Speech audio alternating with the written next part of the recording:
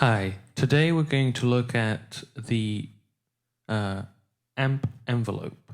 Well, the amp section and the amp EG, which stands for Amplifier Envelope Generator.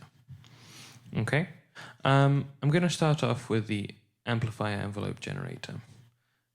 First of all, I'm going to explain what an envelope is. An envelope is a feature of a synthesizer that allows you to change a parameter over a period of time. And it allows you to imitate, in a sense, the volume characteristics of a real instrument. I think that was the original purpose of the envelope. Unlike the LFO, the envelope has various stages, and that's what we're going to look at right now. So the envelope itself, unlike a filter, does not change the sound. It generates a signal that affects a parameter, such as volume, over time. The Microkorg has two envelopes. One for the volume, called the amp EG, and another one for the filter, called the filter EG, or the filter envelope generator. Let me talk about the stages of the envelope. So when I set the selector knob to amp EG, the first knob controls something called attack. Now, I'm going to use two real-world instruments to explain this concept. A piano, you hear the sound of a piano immediately when you hit the key. The sound that we have created on the Microkorg is similar to that in this respect. Immediately, the sound reaches full volume when I hit the key. If I increase the attack, then the sound will make you think more of something like a violin, where the volume swells as the bow is hits the strings, is passed along the strings. So I increase the attack, and let's see what that sounds like. I can increase it more, and the effect becomes more pronounced.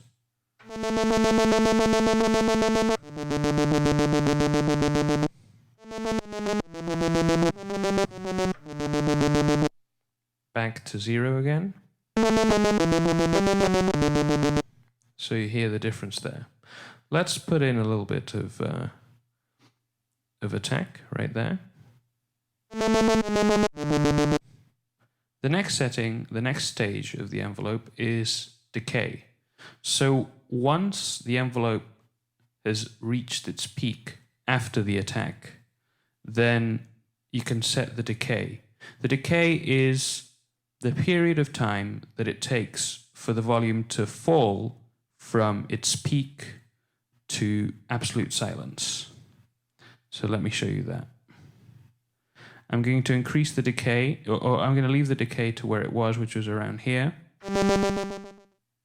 You can see that when I hit the key, you have the attack, and then the volume decays to silence, basically. I can make that decay, that period, longer.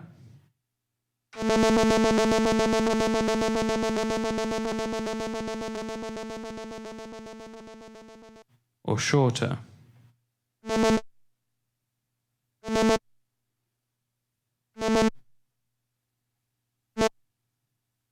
Okay. Now, we're not limited to the decay returning to absolute silence.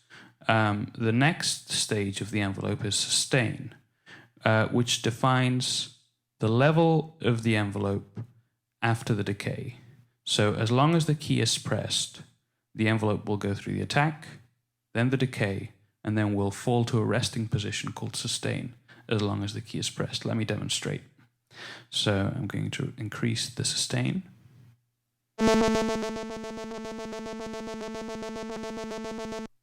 So you can see that while the key was pressed, the volume fell to a slightly lower level than its peak, defined by the sustain. I could decrease that. You can barely hear it. Maybe let me turn it up a little bit. There you are. Now, if I was to increase the sustain a lot, what would happen is that it would negate the effect of the decay. Let me increase the attack to show you that.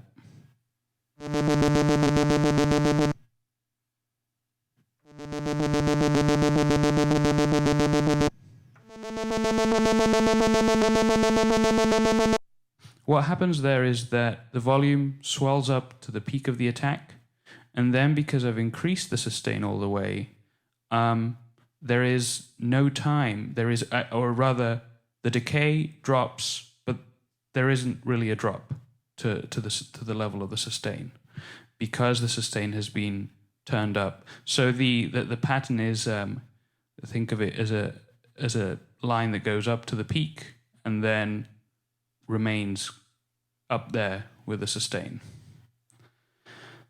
So far, these three stages affect the volume of the sound while the key is pressed. What happens when the key is released? The sound stops immediately. If I wanted to change that, I would use the last stage called the release stage. So let me show you that. I'm going to turn down the attack a little bit, decay a little bit, and I'll put the sustain at a middle level. And I'm going to turn up the release.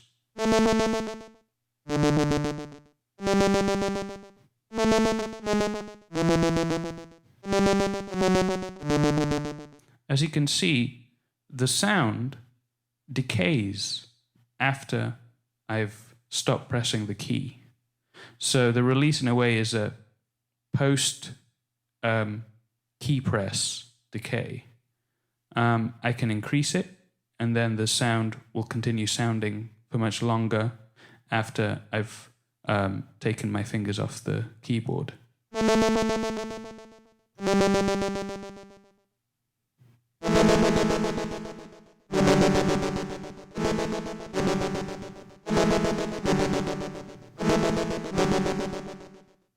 Or I can turn it down and you'll hear the kind of thing that we had before.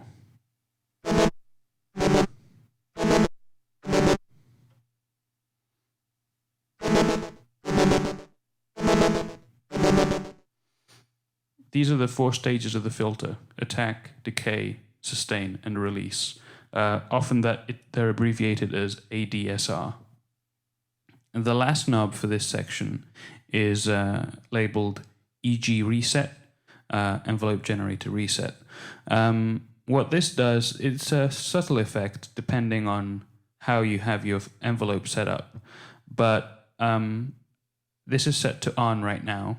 What this means is that if I press one key,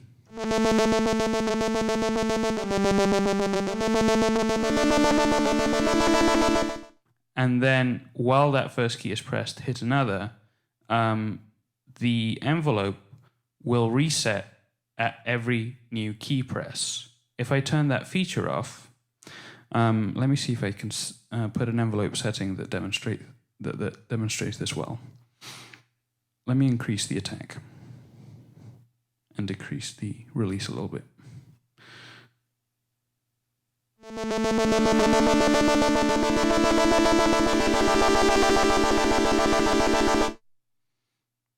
And let me turn on the reset again.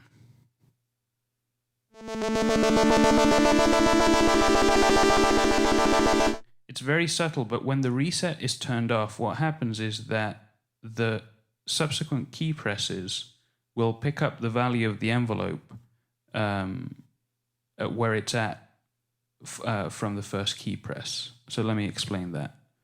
If, let's say that I hit the first key, and then I hit the second key, and at the point that I hit the second key, the sound is going through the middle of the attack phase, then if I have the reset on, that second key will restart the envelope at the beginning of the attack. If I turn off the reset, e.g. reset, then that second key will pick up the volume value of the envelope right there at the middle of the attack phase and just continue on instead of going back to the beginning. So that's the e.g. reset. The amp section itself allows you to control, the first knob is the volume of the sound. So you can have it full blast. Let me turn the attack down here. Okay, so full blast, or you can turn it down a little bit.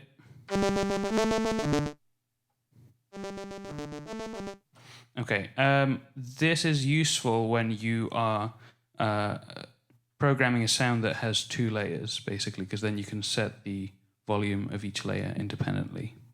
The next knob controls the panning of the sound, left to right, but I can't demonstrate that because I'm recording the synth in mono, so that wouldn't make a difference. The third knob controls, it's just an on-off knob for distortion, and it's quite a drastic effect. So without distortion, with distortion,